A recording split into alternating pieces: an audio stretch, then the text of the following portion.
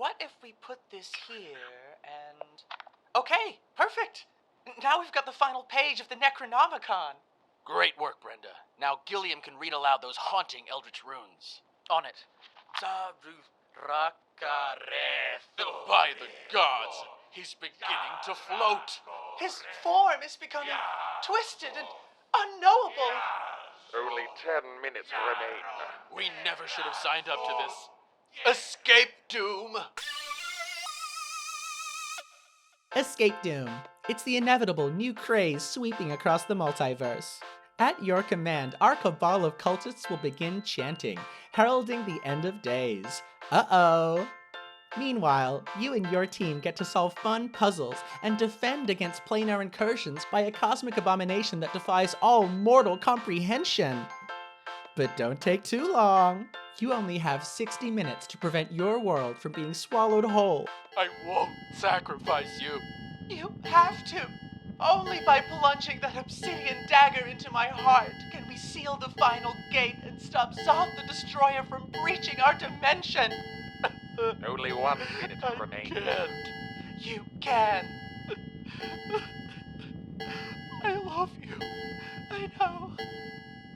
Escape Doom, putting the F in fear and fun.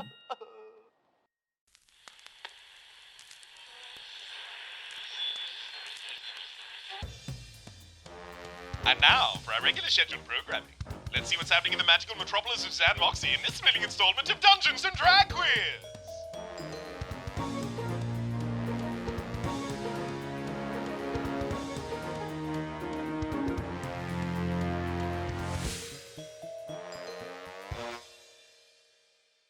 And you begin descending down this elevator, because it's not a hellevator, because hellevators travel between planes, down to basement 666 toward the Soul Vault.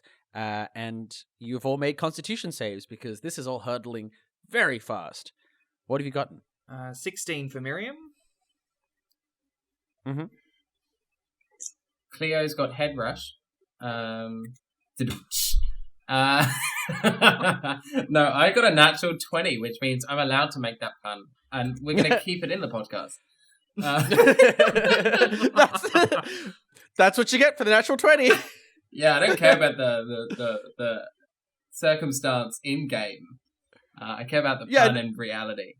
A natural 20 means you could just do anything. Like, you could just say a slur, and like I can't edit it out of the podcast. God, please do not say a slur. Yeah, What? please don't. But know that you have that power. No, I'm more concerned that you guys were adamant that I was just about to make a slur. That's what Well, no, worried. you already used up your 20. I'm not going to make a slur.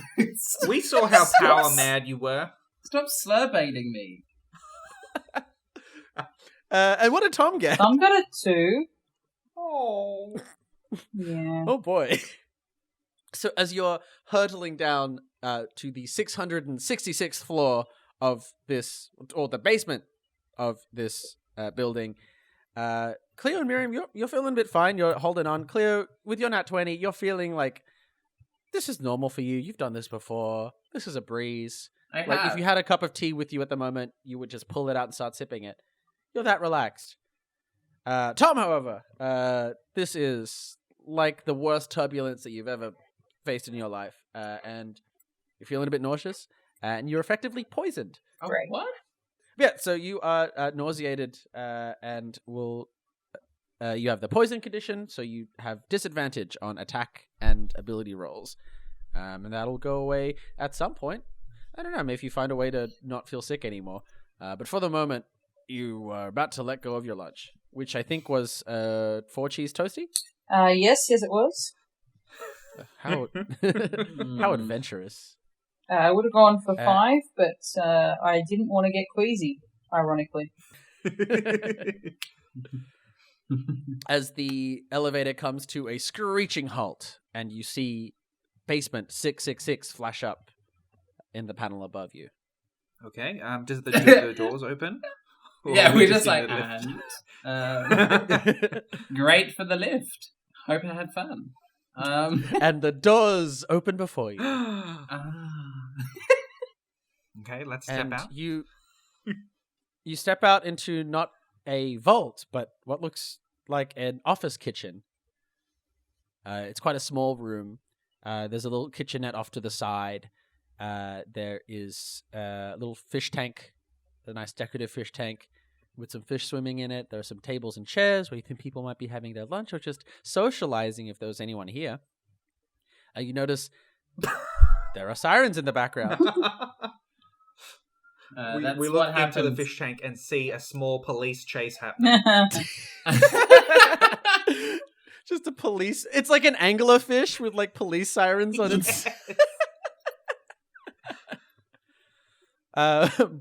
But yeah, so you see this fish tank. There's little kitchenette, tables and chairs, and in the corner of the room, there is also a statue of what appears to be the skeleton of a bear, just standing upright in a menacing pose.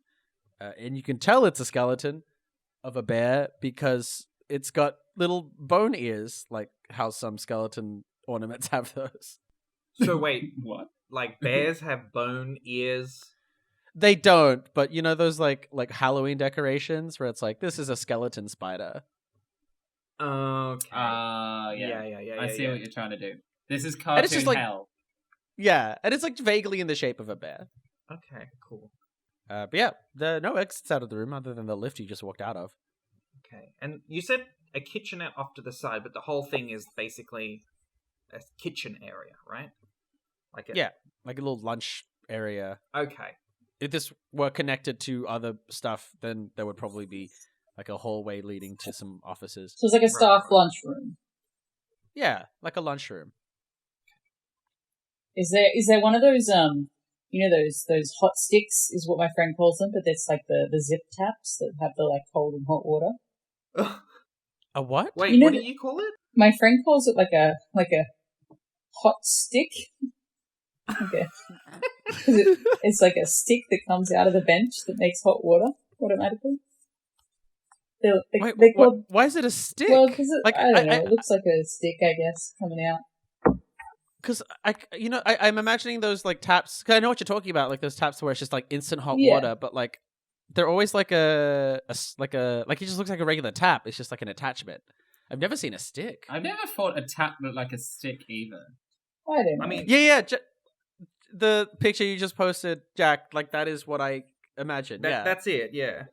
That's what you described. Yeah, that's the one you have at your work. Yeah. yeah, it's not a stick. Oh, I guess it is kind of like a stick-like. stick, but don't taps look like that? I Yeah, but guess what- so. What don't? But my if you're question getting was down- more: does that exist in this world? So is this conversation happening in real life? like in universe? In what Yes. way does this resemble a stick? Well, I don't know. I guess if you had a stick, you know, sometimes a stick's got another little sticky bit off it. I don't know.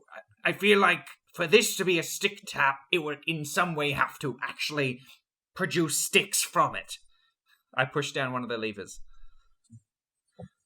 And then do you get burnt by hot water? Yeah, like the hot one? I don't even look. You decide. All right, here we go. Rolling a dice. Tell me, odds or evens? Even. That's a 9. So yeah, hot. And you just blast like searingly hot water, like steamingly hot. You think that like it looks like it would even tear the skin off of your bone if that were to touch your flesh. Fortunately, you just touched the button. Oh. Well, I guess this one's just dispensing plain old hot water. It was very fortunate you didn't touch it. Yes, that would have been very hot. Look at the steam. Lots of steam. This is hell. Things are hot. But steam means it's really hot. So is this what we're supposed to be cleaning? It looks pretty clean to me. Oh, right, yes, the cleaning. right, Jack. Yes, you're right. So I came out of the lift late because I'm holding all of these cleaning supplies. I also felt fine during the lift, by the way. You were all talking about how you were feeling sick or not sick. I was fine. Could have asked me, but it's fine. Yeah, I was focused on something else. I guess of your superior constitution based on the sheer number of objects you can carry, Jan. So good job, you. Oh, thank you. Yes, you are janitor of the month. Of the day. Oh, thank you. But it's kind of like heretical to bestow that honor upon me if you're not on the High Council of Janitors. Oh, Wow. Rich. oh no, what if you just made Cannon Peak? Well, we wouldn't. Oh, wait. If the Park Ranger Council are like like they're more like earthy, woodlandly aligned, like the Janitor Council is, I imagine, is more water aligned because it's all clean. Oh no, we have the elements, the elementals. Oh gosh, we've got to find fire and stone. No, fire and air. The 4 elements: nature, stone, fire, and water. I just like Yeah, the idea that of like applying all of these kind of tradition names to the janitors. So it's like Mother Superior, so it'd be Superior Jan, and I don't know, Greater Jan, The Archon of Cleanliness. Archon of Cleanliness. There's a world here that we're gonna have to explore. But yeah, so Yes. Jan's just there. Okay, cool. Reminder that Jan is here. Yes. Hey. Well, Jan, our employees have actually hidden the location of our next cleaning task, and we must find a way to get there.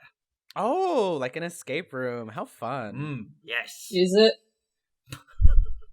Tom, we need a better attitude than that. I get that you're damp all the time. I'm just not feeling great, alright?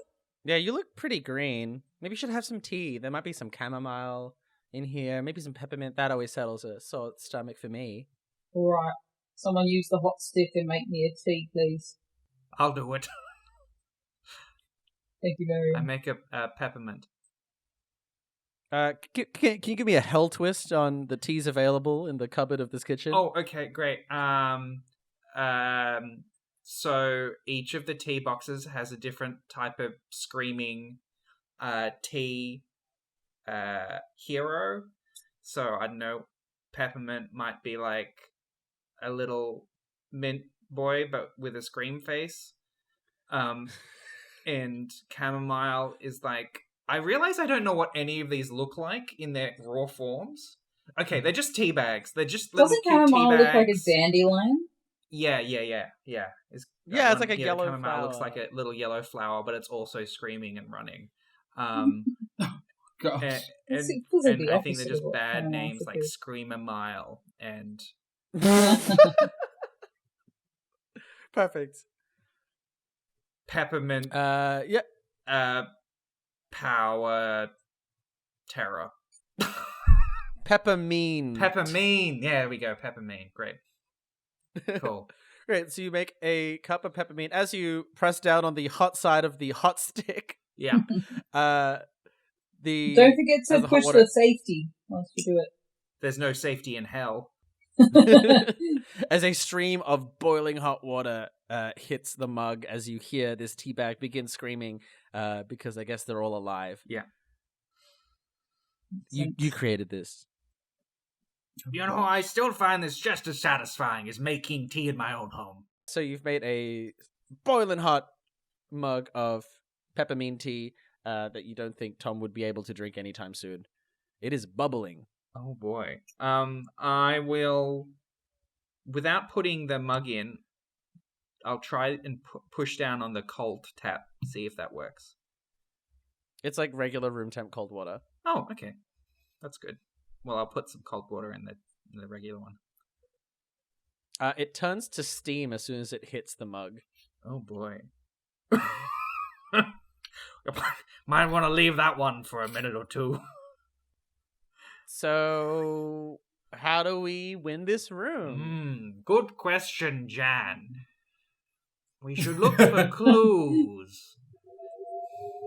Patterns, some sort of number combination, maybe pressure-sensitive plates that light up with symbols. What about the fish? Yes, what about the fish? And I turn around and look and narrow my eyes at the fish tank.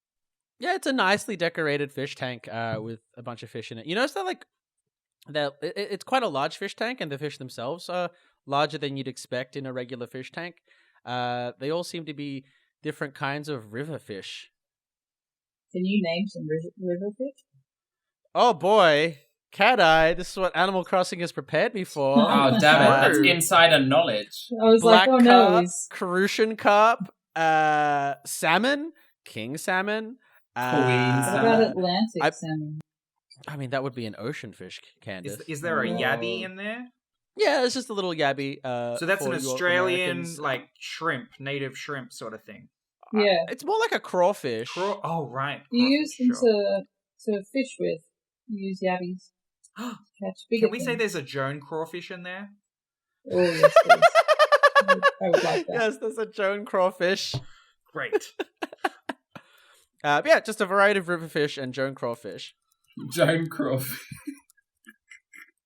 Yes. Okay, so they're all... Okay. So You can river always fish- tell the Joan crawfish on because they've got lipstick and dramatic lighting. So freshwater fish bowl, bear skeleton with ears, hot tea dispenser. Yes. I think you'll find it's called a hot stick, but anyway, go on. The hot stick dispenser. No, that infers that it gives out sticks that are hot. Here's a warm Or stick. it is a stick dispenser that is itself hot. Oh gosh, too many English. Like attractive? Yeah, it's a really sexy tap. Everyone wants to bang the tap. As somebody who's recently renovated a bathroom, I understand that. Oh, wow. If you say faucet one more time. Whew. I'm going to faucet, all right. Oh, boy. Is there a fridge? There is. Oh, has anybody left like any passive aggressive notes anywhere? It's only passive aggressive notes. Can you read one? Go ahead. Eat Uh, my salad. Oh, it just looks like it looks like somebody has been putting lunches in here, and if you didn't want me to eat them, then I wouldn't have done that if I were you, is one of the notes. Oh my God. The other one says, right in front of my salad. Oh, simpler times. Indeed. There's a note that just says, "I'm not mad," full stop. Oh, okay, that's a lie. No, and then there's another one that just says, "I'm fine."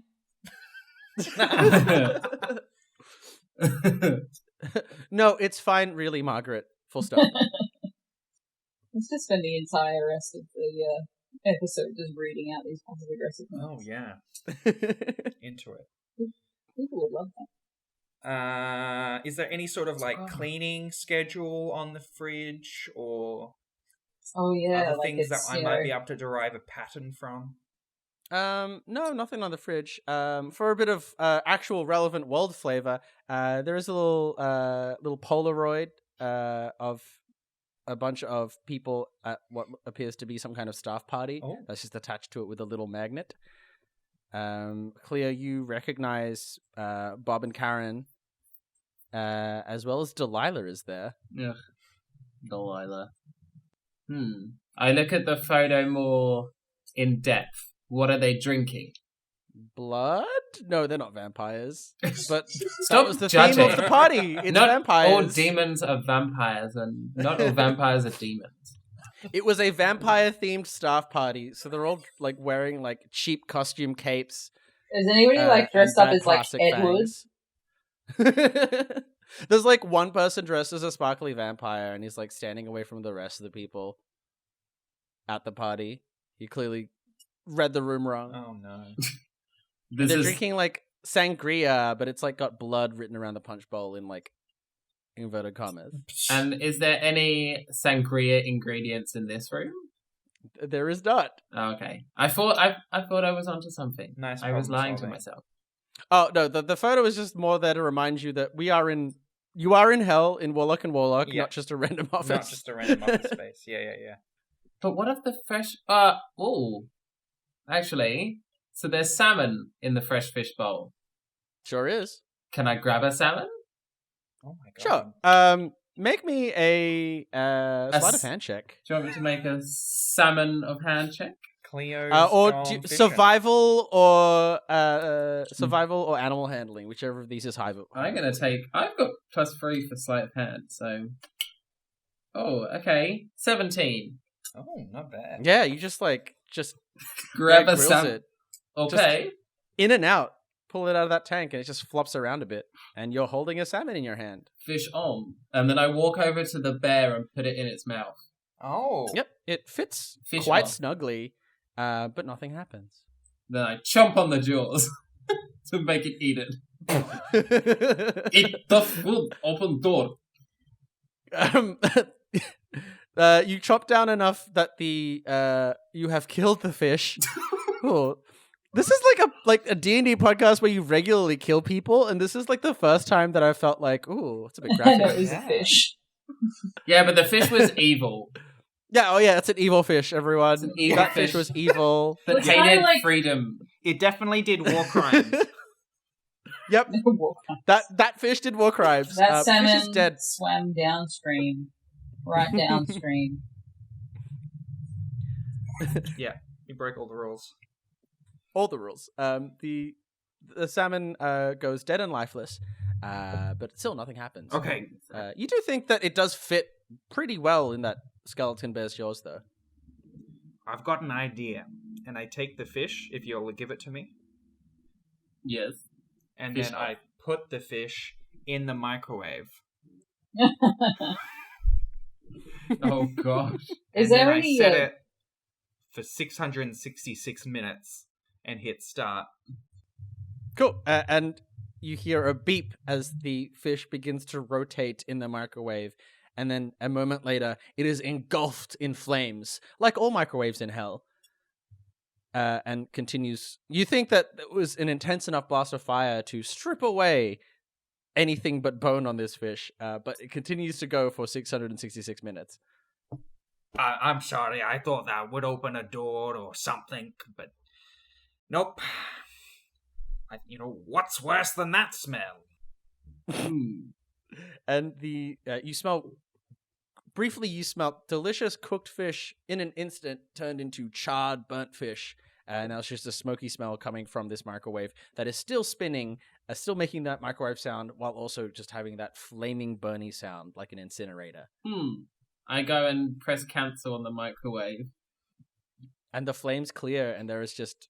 Did you put the fish in a bowl or anything? Or did you just put like a live, like a dead bloody fish into a microwave? Yeah. Dead, bloody, evil fish. Again, it was evil and racist. and all of them. All of the isms. But in place of... there is a charred black microwave and just some clean fish bones. Still completely intact. Are they hot? Like, can I pick them up? A little bit. Yeah, it's a bit warm to the touch, but it's fine to pick up. I want to put it back in the bear's mouth. Skeleton bear, skeleton fish. And you hear a click, and the wall next to the bear skeleton just protrudes and then rotates. Are you revealing kidding? A way forward. That's incredible. We are so smart, I say to myself. But I am so smart. Wait, so Miriam's an jaw is aside. just ajar and just like shocked. So Jack, when you put it in the microwave, I thought that's what you were trying to do. No, I just thought the combination and the microwave might open something, but no, that's great. Great, perfect. Oh, wow. Yes, so there is now just a door before you. So passageway forward. Well done, everyone. Good job. Yeah, great job. You're such a good janitor. Yep, that's what that was. Janitor skills. Well, I mean, when you're out in the field, you need to be ready for anything. Speaking of which, I think I made a slight mess in that microwave. Do you want to get that, Jan? Oh, yeah, of course. Great. And she just starts wiping up the microwave mess. All right, we're gonna just go check out the corridor. Oh, yeah, I'll catch up. Yep, no worries. See you soon. And you go into the next room. And you walk into a very dimly lit room. It's In fact, it's completely dark, but all three of you have dark vision, so you can see. It appears to be a small chamber that looks like it's just a perfect cube. There doesn't appear to be any exits anywhere. The walls are made of some kind of smooth, dark material, possibly metal. In the middle of the room, you see a pedestal that comes up to about chest height. And on top of this pedestal, there is something sticking out of it. It looks like a flat rectangle attached to the pedestal on the long side. And there is a longer, thinner rectangle sticking out of the larger rectangle, pointing diagonally. Oh, God. What? And that's it? Just a pedestal, a rectangle, and a diagonal rectangle. Is it some sort of game cube? Yeah, did that make sense, or was that completely abstract? It feels abstract. Are you describing a Rubik's Cube? No. No. Like the pedestal itself is just like a regular 3D pedestal, but the thing sitting on top of it that is stuck to it is like a flat half-inch thick sort of protrusion that's shaped like a rectangle with a long handle sticking out of it. Oh. Like some sort of controller, maybe. Could you make me a investigation check? Sure, yeah, I'll approach it.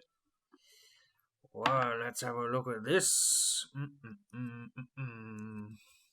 And investigation is +0, 12. I mean, it kind of looks like a lever, just a flat lever, like a lever with the whole mechanism attached. But it's just a flat shape. Weird. I could give it a tug. I'll look back at the other two. You should always give it a tug. Cleo? Tugga. Tugga. Choo-choo. I give it a tug. It doesn't move. It's perfectly static. There's no hinges or anything. Just a flat abstract shape on top of a pedestal that it is stuck to. You can't even lift it off the pedestal. What's it made out of? What's the material? It's the same material as the rest of the room as well as the pedestal. Touching it appears to be some kind of dark metal. Oh. It's cold to the touch. It's like my art. Okay, so it's cold to the touch. There's nothing on the walls? Nope, completely smooth. Just like my art. Can you spin the pedestal? Nope, it's completely still. No, so did you turn the lever or the pedestal itself? I tried to pull it as if it was a lever, but it didn't move because it's the same material. It's completely rigid, right? Mm-hmm. So can I try and turn the pedestal? The pedestal does not budge either. What about the walls? Could you make me an investigation check?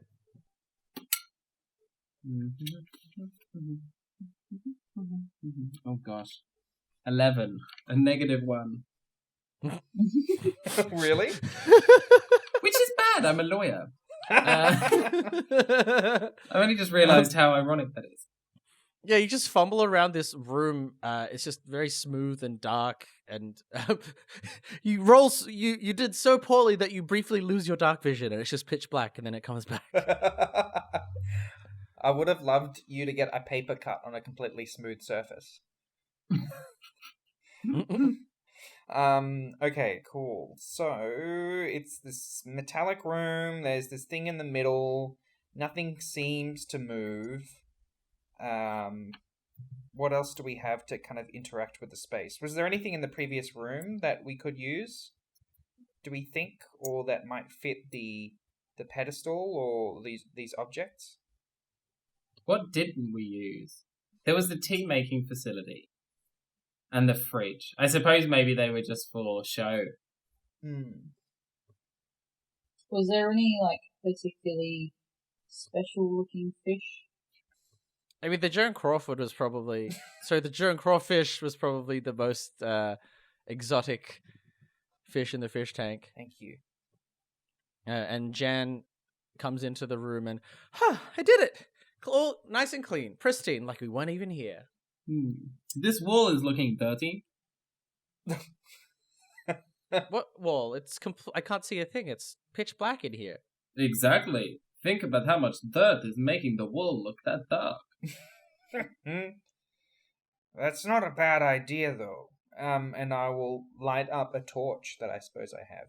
Let me check my notes. I think you could just say you have a torch. Yeah, unless you want to use a twist point.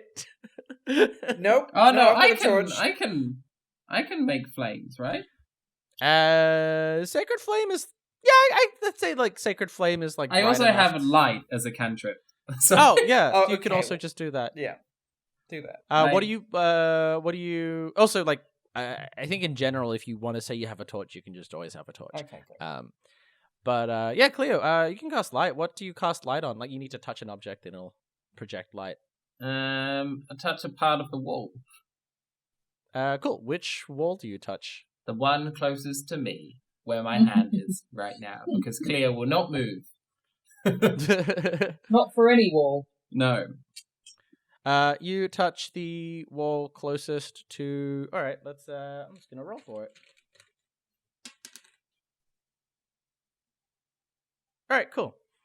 So you're closest to the left wall. If you entered the room, and you touch that, and it begins emitting a bright glow, which passes over this pedestal, and then projects a larger shadow onto the opposite wall. Oh. Where you can see much clearly that this pedestal shape depicts a lever of some sort, and there is just the silhouette of a lever against the opposite wall in this chamber. Can we pull the shadow? So were you saying that there was like a shadow from the pedestal that was somehow revealing another something lever, or that the singular solid object has now transformed into a lever? No, so this bright light is casting a shadow from the pedestal onto the other side of the room. That is just a shadow of the object, but the silhouette is more clearly a lever. Okay. I'll try and pull the object as if it was a lever again. So the actual stone thing in the middle of the room. Mm-hmm. It does not budge. Damn. As you move in front of it, your body casts a shadow as well as you step in front of the wall, but the object does not budge. Okay, well, I move around to the side so it's not obscuring the light source. Mm-hmm. And then I try the same thing. It does not budge. Alright. I take the light source off. I turn it off. I can turn light sources off and on, right? Mm-hmm. Alright, and then I want to attach it to, like, a mop head. That I presume Jan has. Sure. And then... Here you go. And then I use the torch on the end of the mop to walk around the lever and look at the shadows that it makes in the walls. And as you walk around the room, you see the shadow being cast, and the diagonal rod sticking out of this object moves across the shape in the shadow, flipping to the other side. And you hear a click, and the pedestal glows, and the floor folds away and reveals a spiral staircase heading down.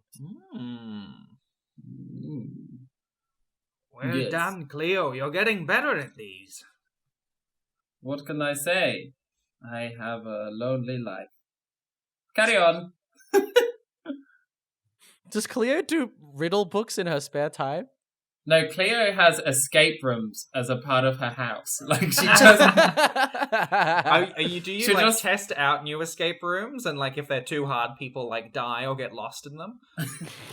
No, I just get my, like, servants to make escape rooms when I'm bored. I'm like, I'm bored, I want the challenge. And so they run off, make one, and then I just do it, and I'll just go back to my tea in the living room. God bless you. But also, people could die. I wouldn't mind. That would be fine. Yeah. Also, as a podcast aside, that wasn't the solution, but it achieves the same thing, so it totally works. What was the solution? Oh, if you just like moved your hand over the light to make it that your own shadow was pulling the lever, that would move. But what you just did effectively did the exact same thing by manipulating the shadows. So I love that, and that's It perfect. feels like a Peter Pan. Yeah. So I wonder what would have happened if I mimed jerking off it as a shadow. The door would just open, close, open, close, open, close, open. Yeah, the door would have Well opened suddenly, lubricated. and then a mum silhouette would appear and be like, "What are you doing?" Okay, great. Perfect. So there's just a stairway that has opened before you below. Stairway to heaven, perhaps. Well, it's going down, and you're already in Aren't hell. we all? All right, let's go down. Wow, Hyacinth, you're really good at this. Yes. Yes. Also, what happened to your voice? You've been like talking in this like weird Iskavian accent ever since we got into this vault. Are you a janitor or a voice, please? I don't. Thank you. Oh, yeah, no, you're right. You're right. I'll stay in my own lane. Thank you. That's how cars get through traffic better. All right. As you descend the staircase and you come into a stone walkway, as you walk along this path, torches light along your side in time with your steps, which light up this long corridor, revealing these two wide gutters on either side of this stone walkway, where there is a small dip, and you see that these gutters are filled with various beating hearts of different sizes. They're all still beating and bloody, and you can even hear the thump, thump, thump, all thumping in unison. And you can see that this pathway leads up to some steps, and as you reach the base of these steps, a larger torch lights itself, and you can see these steps lead up to a doorway. And in front of this doorway are a pair of large golden scales. The left side of these scales are being weighed down by a white feather, and the other side is empty. So we've got to find something that weighs the same as a feather. What's a feather do when you put it in the water? It gets wet. You pick up the feather? The feather's I'm already just on the asking the scale, group. right? Or one end of the scale. Yeah. Mm-hmm. And then where did you So say what these hearts happens? were? Sorry? They're just lining these gutters beside the stone pathway leading up to the scales. Okay. There's dozens of them. Wow. Hundreds even. They're all different sizes. Some of them are huge, some of them are tiny. Some of them you imagine are regular human-sized. Okay. So, we're trying to weigh a heart that is as heavy as a feather. AKA Yes. someone quite virtuous, probably. A witch. A witch! A witch! What else floats? Well, my knowledge of feathers is that birds are attached to them usually. But also, this is hell. Being light-hearted is good, right? Wouldn't we want Yes. something that is heavier? Because that means it's full of sin. What's full of sin?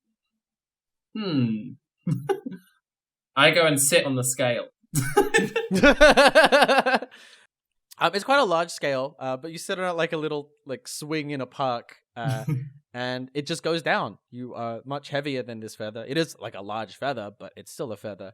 And the scales dip on your side, and nothing happens. Wow, I'm offended. And I get off.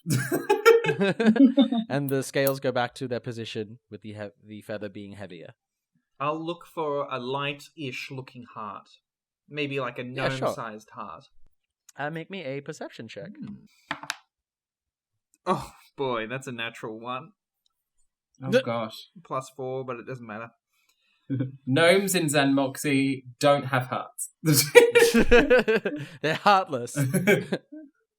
With a 1, I think you just come by a gigantic heart and think, oh, well, I was looking for a gnome heart, and this is clearly a gnome heart. It's as big as a gnome. This is the size of a gnome. Great. I place it on the scale. Yep.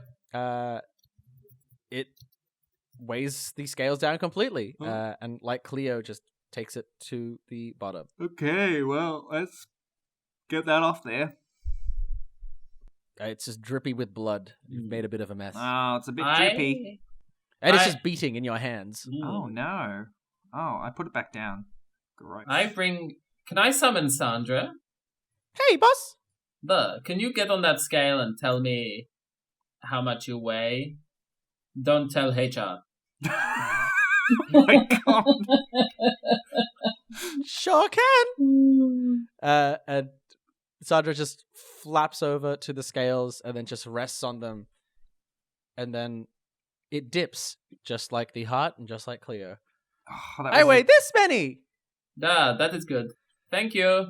That was a good guess, though, AJ. And then she pops out of existence, and then the scales reset. So is it just hearts in the room? Mm-hmm. Are there any ones with little halos above them? None that you can see. Okay. Oh yeah, are they like name pads so you know whose heart it is?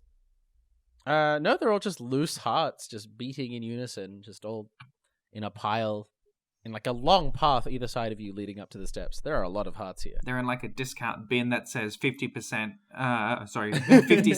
for mixed hearts. What happens if you take the feather off the scales?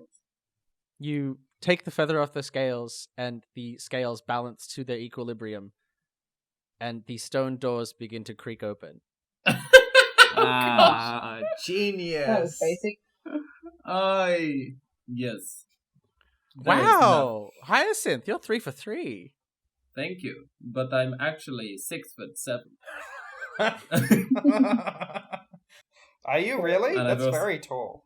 I don't know, but I am an elf, so I imagined I was tall. No, I've got in my note canon document. You mentioned a height like a while ago, and yeah, it's around that. Like you're quite tall. God. Okay. All right, let's keep going. But yeah, the stone doors creak open, and the path is open before you. How will our heroes get out of this one? Find out after these messages.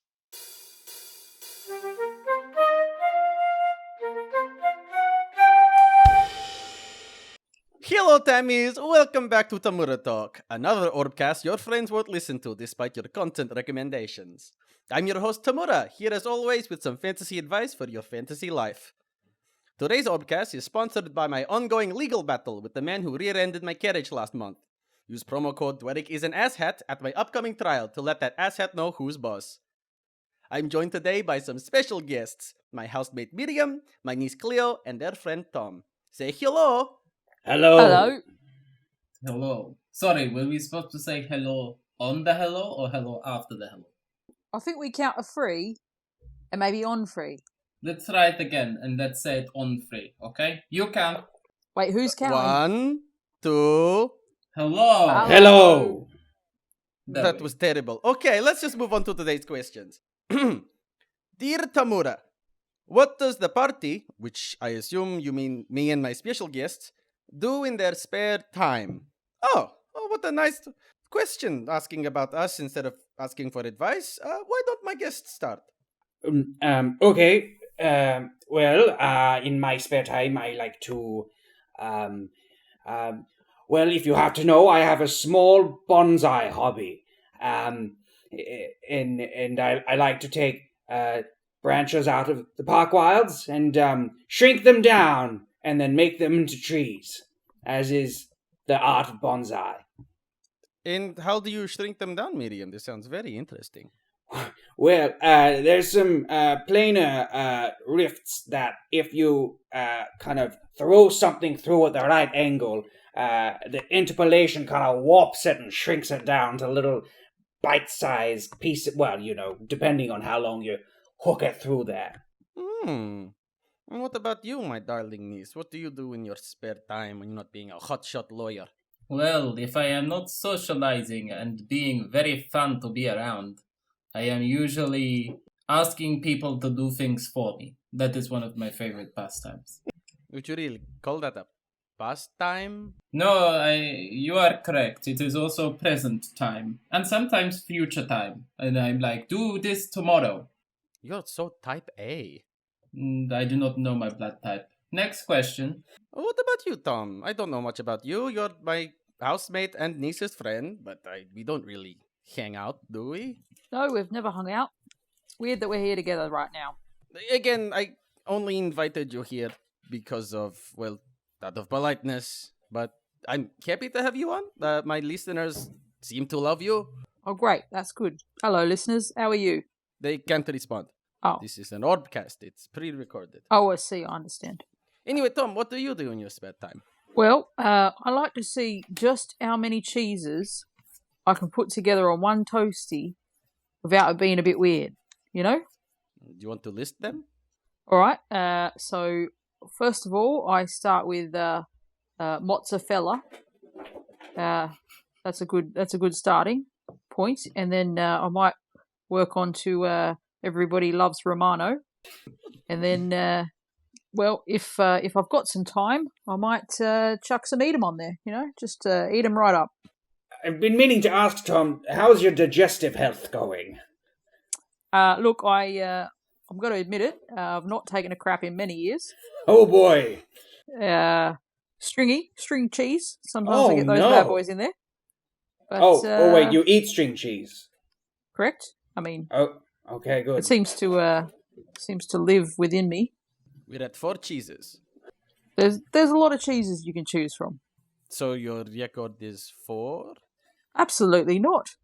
How embarrassing! I can't believe you'd think that. No, I have heaps more. All right. There is Brianna, Camembert. Sometimes, if I'm feeling a bit spicy, I will Stilton on, and I mean, you wouldn't know some of the other ones. There's Manchego. That one's a good one. Would anyone like to ask me what I do with my Oh, nope, and we're out of time. Okay, no, it's fine. No, nobody asked. No, I am, anyway, it's fine. We're out of time. We have to end the podcast because you are listing so many cheeses. So that's all the time we have. Thank you for your questions. Remember, don't trash talk, Tamura talk.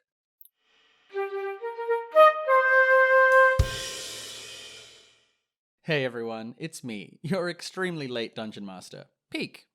We are finally back. For real this time. I'm sorry for saying we'd get back to regular episodes, then not doing that. We've been on a bit of an unplanned hiatus because of a variety of factors, most of which were outside of our control, but a lot of them were, and we're deeply sorry about that. I've spoken to a few of you out there about it, and you've all been very understanding, so thank you, all of you, for being so patient with us. However, on our little break, we have still been recording regular episodes. So for the next 4 weeks, each Friday we'll be releasing a brand new episode of Dungeons & Drag Quiz to make up for lost time. I'd like to give out a big thanks, as always, to all of our wonderful Patreon subscribers for supporting the show. We have a bonus episode coming out today, where we recap the puzzles from the lost version of this episode that we lost due to technical issues. This episode, the one you're listening to right now, we had to re-record. It just wouldn't be as fun if the players already knew the answers to the puzzles, so I had to make new ones. If you want to hear us have a little chat and talk about the puzzles that had already been solved and get access to some other goodies, consider becoming a patron at patreon.com/DNDQAU. If you're on Twitter or Facebook, check us out at DNDQAU. You could send us a question for Tamura and the party to answer on Tamura Talk, or just drop us a line and say, hey. We'd really appreciate it. And you. So again, thanks to all of you out there for enjoying the show. And if you're sick of hearing my voice, let's get back to the episode and hear less of my voice, but still a lot of my voice. As you step through these stone doors and you come into a narrow corridor with a large... Wait, is this an appropriate tone for coming back from a... Well, it's too late. I've already done it. You edited it. Don't worry, I'll just edit it. Yeah. Fix it It in felt post. appropriate. I just second-guessed myself immediately. Anyway. You peek. I want you to picture me pressing my finger up to your lips right now. And like, don't. I'm an idiot ever, sandwich. Don't you ever give up on yourself like that. You're a beautiful human being. You're doing Yeah. Oh, thank you. It's our job to give up on you, not yours. I'm gonna give you a little kiss on the forehead in between your brows. I'm like, go get them. Aw. Oh, you just kissed a pimple because I've got a Oh. little pimple. going on. Okay. But, I've also got a pimple between my brows. Aw, Right. twinsies. all right, Thanks. Puss Brothers, let's continue this. As we return, you step out into a narrow corridor with a large vault door on the other side. The large circular kind with like the big spinny handles. Ah, fun. And there's just a panel to your right, next to the vault door that looks like you can punch in some symbols.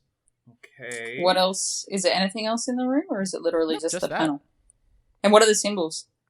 Various infernal symbols. Cleo, you can recognize them as just the alphabet.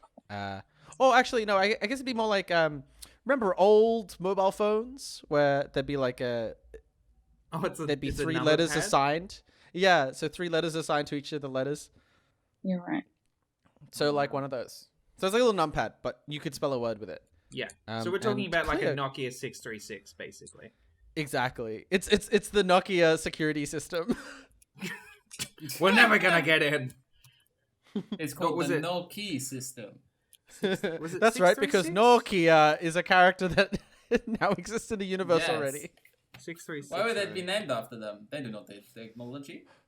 Oh yeah, sure. So she's the heiress to the Spherical Labs company as well as the Nokia security system. Genius. That makes sense. It's all the same company. Anyway, Clay, could you make me a history check, please? Horrible histories. Copyright.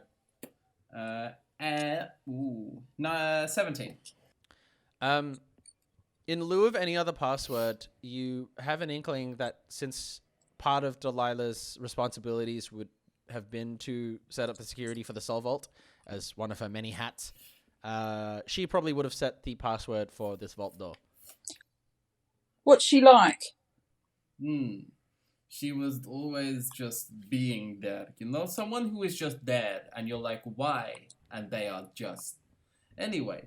But she always had this stupid little cat thing on her desk, and it always was there, and she would always reference, oh, my cat this, my cat that, and I'm like, do you not have any other... I believe the word she used was my pussy this and my pussy that. It does explain why she was in HR for having pictures of it all over the office. She is HR. Yes. That's why Exactly. she was always with HR. Is that just a I just mirror? realized I said that to Peake's voice, who's just like in the... Great. But when she goes to speak to HR, does she just have like a mirror on like one of the side stands that she's... So the puss, the cat, could be a clue. Actually, I remember like Miriam also visited the office briefly when we went there the first time. And That's true. I remember seeing, like, we were in there, and I remember you describing that there was a photo frame of a cat, but I can't remember the name. Well, that's true. You're making yeah, a liar go of ahead. yourself. Make me a history check with disadvantage because, like, it's such a random detail. It's a like, random detail. from Disadvantage? a live show from like Yeah. a year and a half ago Oh, or something. God. A 14.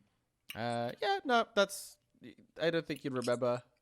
So you think you're getting something like, oh yeah, you know, cat named Satan? No, Mephistopheles. Satan. Bad Tom. Sorry, Tom. It's another cat name What? I heard. Oh, it's awful. Was it Beelzebub? No. Beelzebub. Oh, wait. Hang on. Us cats, we stick together and we know each other's names. Oh, yeah? And I think the letter L is coming to me. L. For Lawrence! No. L and a U. Lou. And then I'm just seeing like fire and brimstone. Fire and brimstone. Yes. I punch in Satan into the pad. Bah. Wait, Who put that duck there? they're floating. It's part of the Nokia system. It's just a duck inside. This is the duck inside the little console, just Yeah. pressing buttons. I'm seeing a Satanesque fella, starting with LU. Lucy. You're close. You're so Lucy close. Lawless. No. No. You try to type in Lucy Lawless and it's too many letters for the passcode. No, it cannot be Lucy Lawless. I punch in Lucifer. That's it. And you punch in Lucifer. And now I have to establish how Tom has met Delilah's not person cat at some point in the future. It'll happen. No, as I mentioned, all cats, or cat people and cats, just have a feeling for one another. Is it just like how cities have a twin city? Like, you know what I mean? Like, it's like the Australian town of, like, Littleborough is twinned with the British city of, like, Blaufla. And you're like, cute. Is it like that, but with tabaxis and cats? Do you have a twin cat? Yes, it's exactly that. You have, like, a pact to just be friendly to each other. Your bonded cat. Bonded or... You're bound pussy. Now that's the puss that I remember. Yeah, Cleo, you punch in the infernal sigils with numbers spelling out the name Lucifer. And you hear a nice, pleasant ding and a click, and you can wheel the vault door open. Well, the door can be opened. And oh, you did it! Well, that looks heavy, though. Do you want to wheel it open? And our cleaning job's on the other side, right? Right? Yes, it's so dirty. Could you all make me an insight check? Okay. Oh, no, I'm getting good rolls. I don't need that. 18. I need to save that for battles, because I feel like one's coming up. That's good, because I got a 3. what have I got? Inside. There you are. I got a 15. Tom and Cleo, you notice that Jan is like kind of really excited to open this door. Like, sure, she's excited about cleaning, but there's an urgency. Like, she's like tapping her foot a bit, like, yeah, let's go in. Like, let's do this cleaning job. Jan? Have you been beyond this door before? What? No, never. Do you know what is behind there? Whatever we're cleaning. It's just, I can feel it. Like, we're there now, right? We're where? What's happening? You hired me. I'm just excited to do a job. You're too excited. I reckon that we can do this one ourselves, perhaps. I'm not sure if we need your assistance.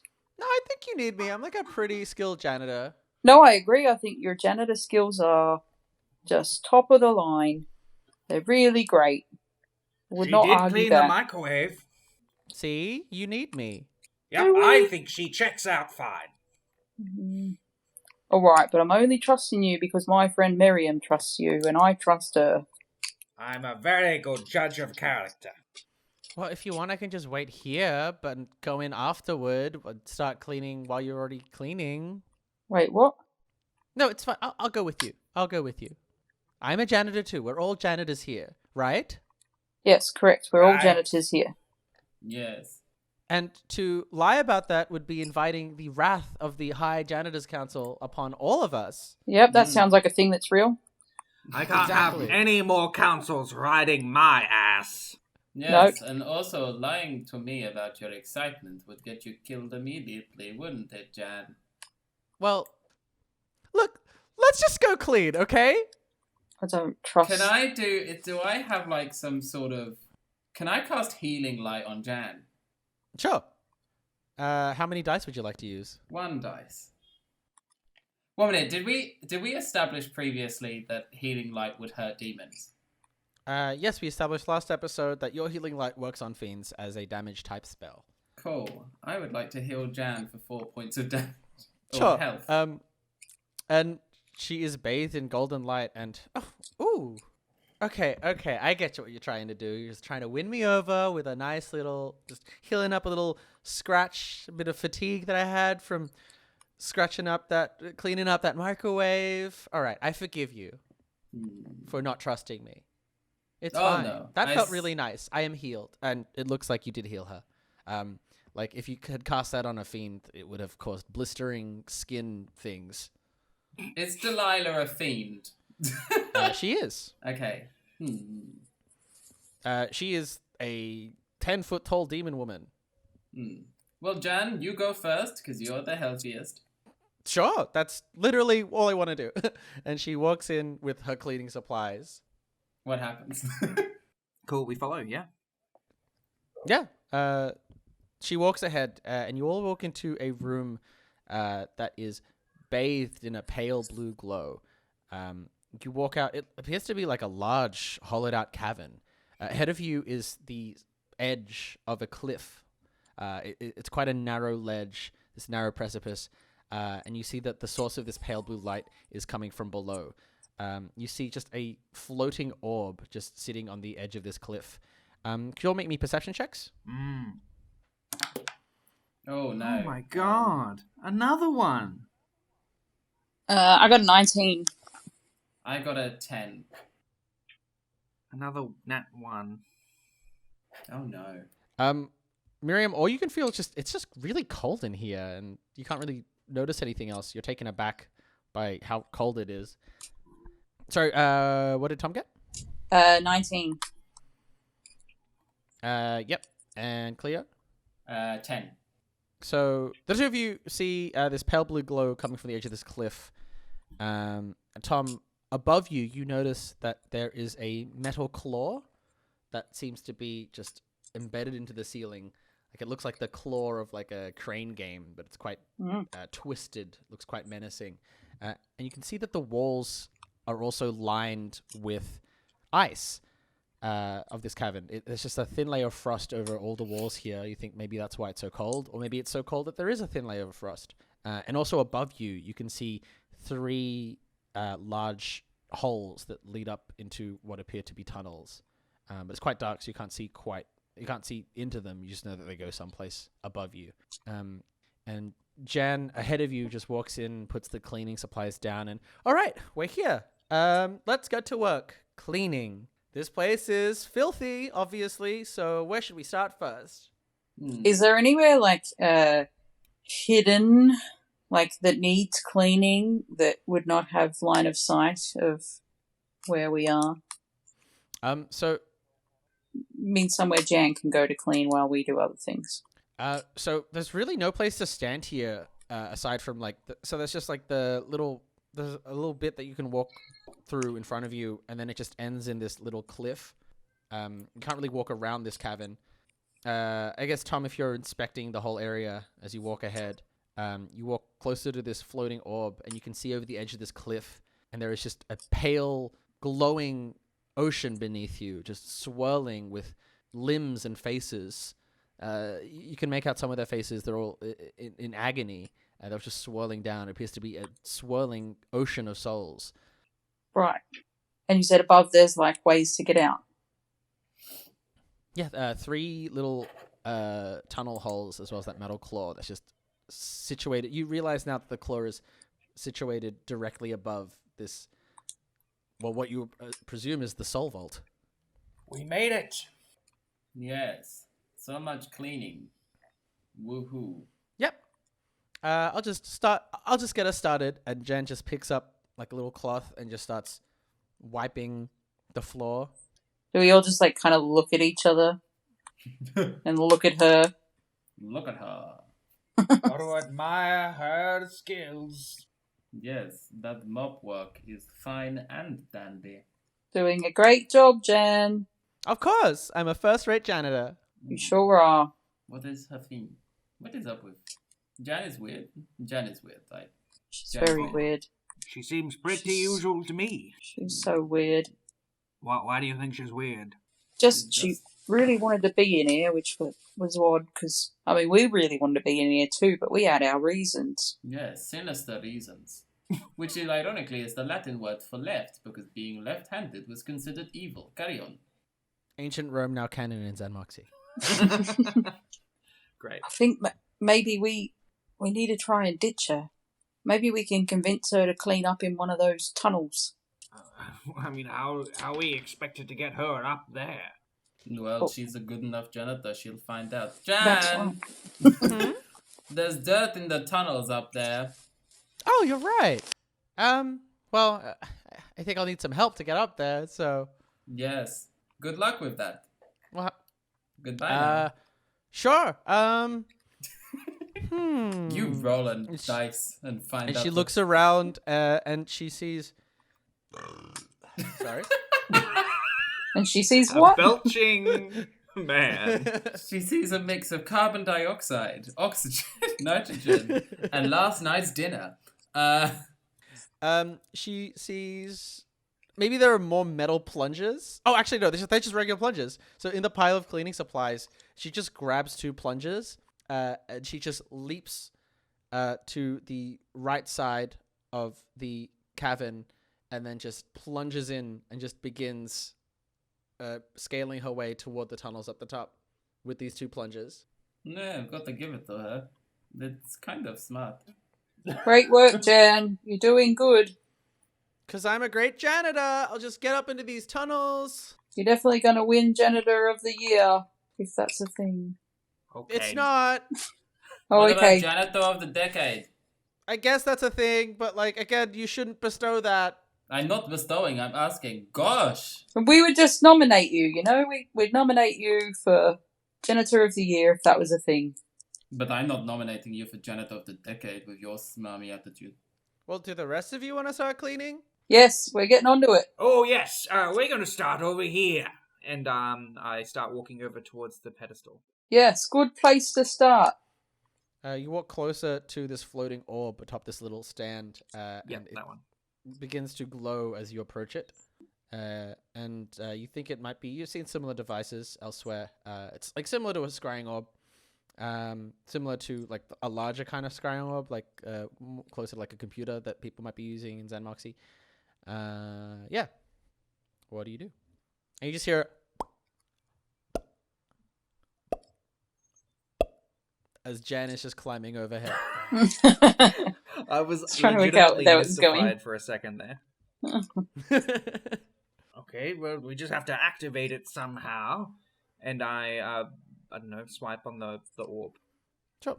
You just run your hand over it and it spins, and then a display comes up around it, and you just see a list of names. It appears to be a directory of all the different souls that are stored here in the Soul Vault. Let's have a look. Here's someone, and then I start typing in, and I type in Rhonda the Devourer, namesake of my jacket.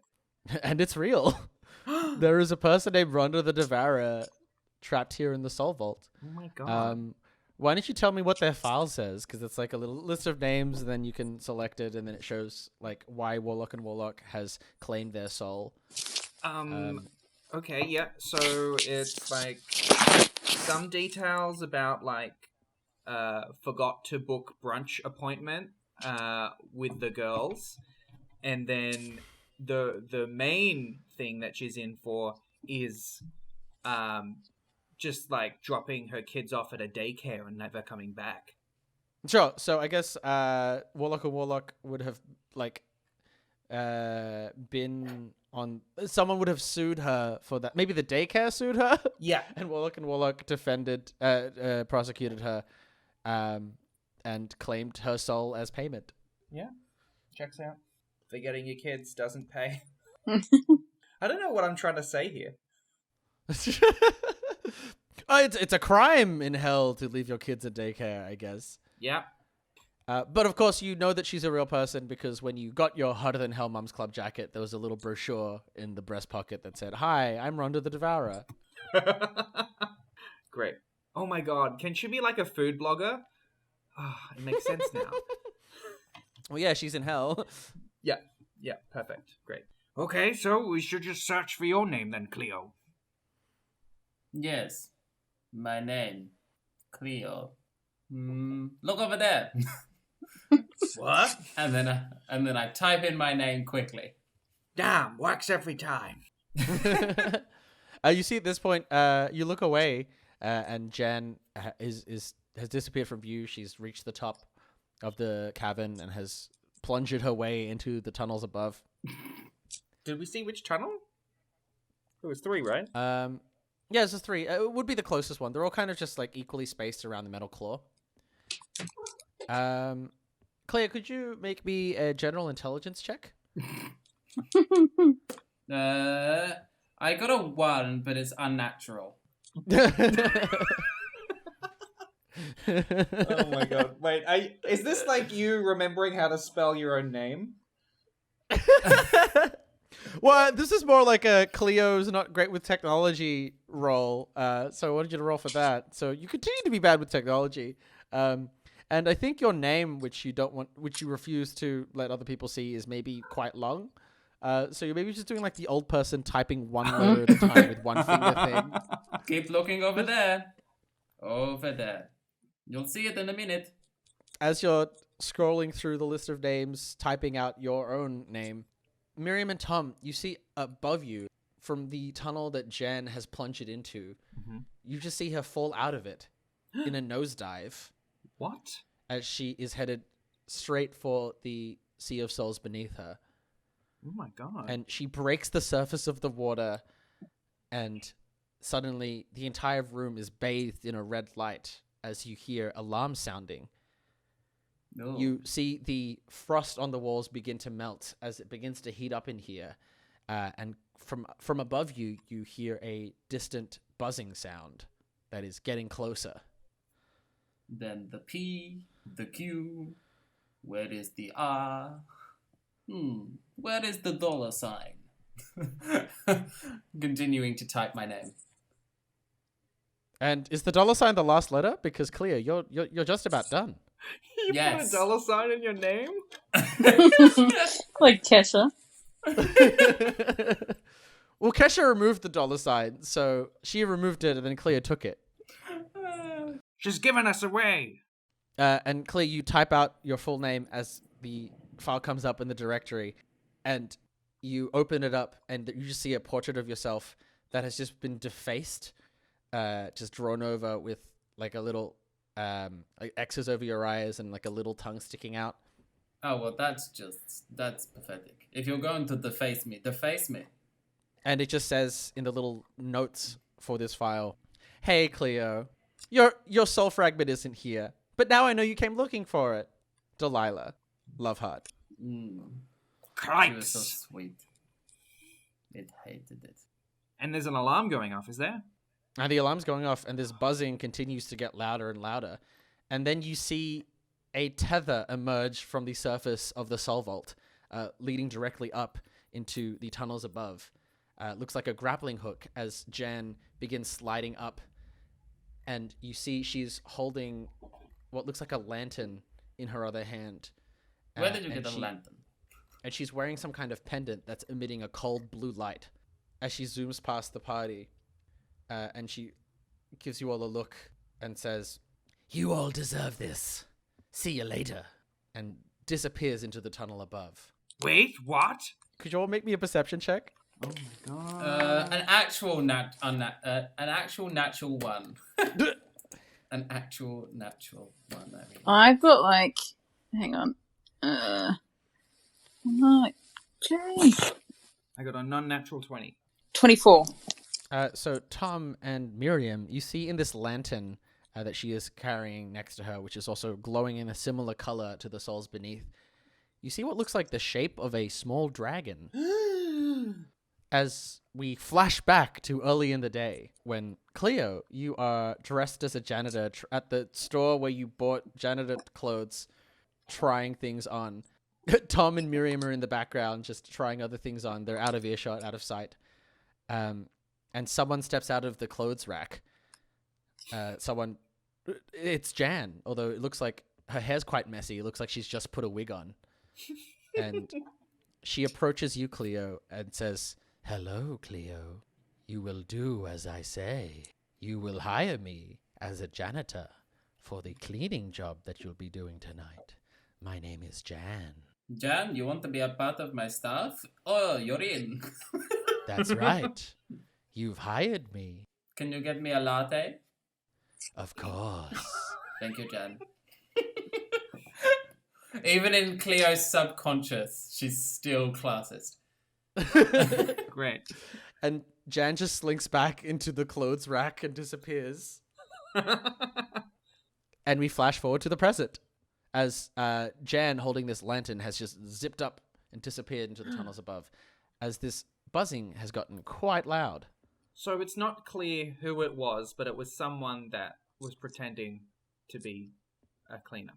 Yeah. You may recognize that voice from earlier episodes. I may. Is it Liz's turn? Gasp. I mean, that was the last... I mean, I guess that's the only lizard person left alive that you've interacted with. Right? Oh, did we kill the rest of them? We didn't kill the rest of them, did we? Oh, you killed a lot of them. Yeah, but not all of them. We didn't kill the one that was in that chamber, just constantly falling. I reckon the salmon killed the second last one. And we flash back to the many episodes ago when you confronted Eugene in the Warlock and Warlock pocket dimension inside Cleo's briefcase. And as things were going to shit, you saw this lizard person who had been Eugene's intern escape through a elevator. Then we also flash back back to season 1, where Cleo, you just knocked a lizard person unconscious and shoved him into your briefcase of holding, who just remained there for a while, and we just made jokes about it every now and then until he came back as Eugene's intern back at the first or second episode of the season. AKA Liz's turn. Oh, okay. You're feeling a bit disoriented from all these flashbacks. Yes. And then we flash forward to when a salmon kills most of the lizard population. Nice. I'm committing to this. If you delete this from the podcast, I'm going to make a second podcast dedicated to the salmon killing the lizards. Yeah, sure. After we flash back to after you defeated Reptilica, and you were in that void ship back to xan'moxie after you defeated a bunch of lizard people. And then we just have a scene of like lizard people just being, well, Reptilica's gone, so I guess we're just around now. And then we just smash cut to like just the streets of xan'moxie flooding with river water as giant monstrous salmon just flood in and carry off all the remaining lizard people, thus removing them from xan'moxie. Wow. I'm happy with this. Okay. Well, we've covered it all. Salmon, lizards, dragons, Jan. So you're just standing there in the Soul Vault. The lights are just flashing red around you as the walls begin melting, revealing just the stone underneath. It's getting quite warm, and the buzzing from above is getting louder. Cleo, you recognize this sound. They are hell wasps. Ooh. You also have 2 twist points, by the way, if you want to. No, I know. I was trying to think of a them. way to introduce it, but I'm worried that Miriam wasn't suspect of Jan at all, so she couldn't have planned not suspecting her early. So, but if someone else wants to do something fun, they should do it. I've used mine. I mean, you have them collectively as a party, so Yeah. I would have been dubious of anyone inherently, but I was brainwashed. You were brainwashed though to specifically believe her. Yes. So I wouldn't have done anything.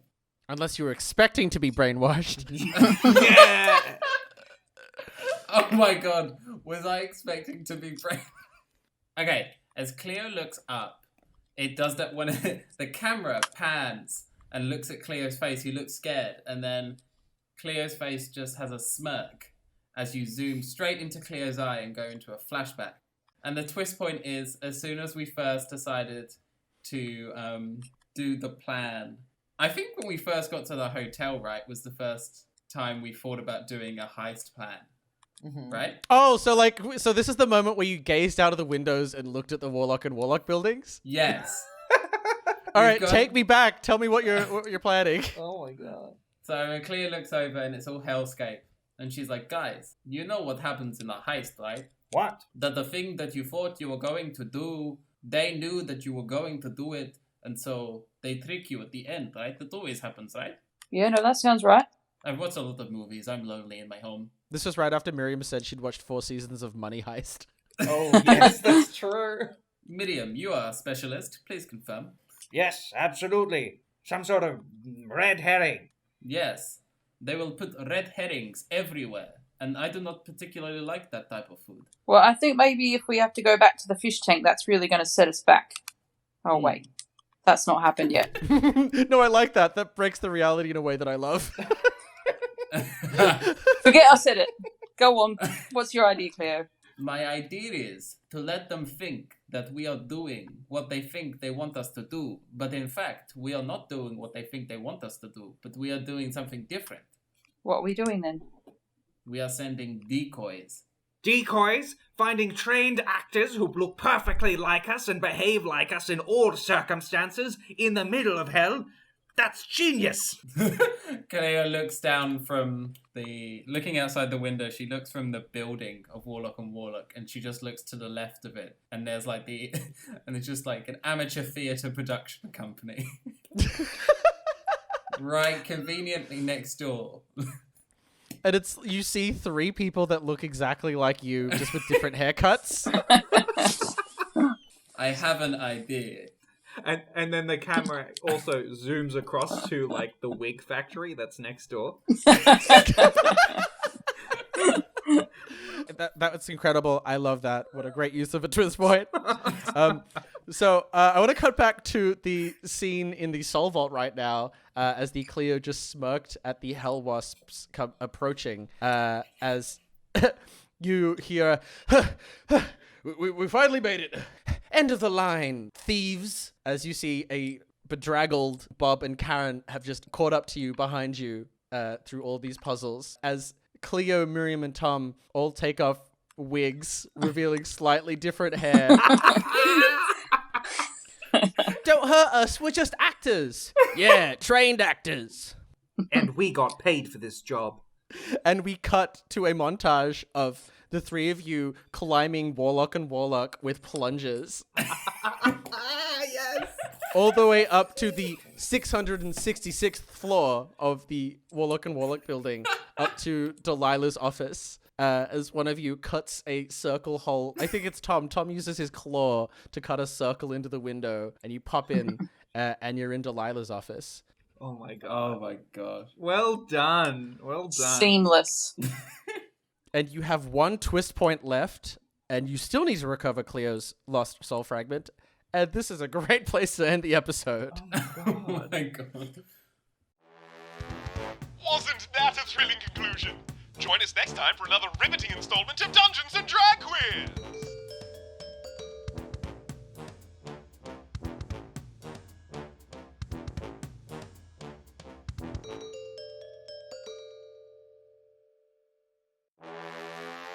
Dungeons and Drag Quiz is a production of Cleo and the Queens. For more information, head to thequeens.com.au. That's the kwqueens.com.au. The City of xan'moxie is written and run by the DM up in your DMs, Peak Distapan. The sultry voice of Cleo Fallcharges was none other than AJ Lamarck. Ranger Park Ranger Miriam Gargoyles was, of course, Jack Gorman. The terrific tones of Tomcat provided courtesy of Candace Gallimore. Titles, credits, and additional writing performed by the disembodied voice of Ryan James Pearson. And a special thanks to Danny Johnstone of D Johnstone Music for the D&DQ theme song. Follow D&DQ AU on Twitter and Facebook to stay up to date with the latest D&DQ news. That's all for now. Until next time, the City of xan'moxie bids you adieu.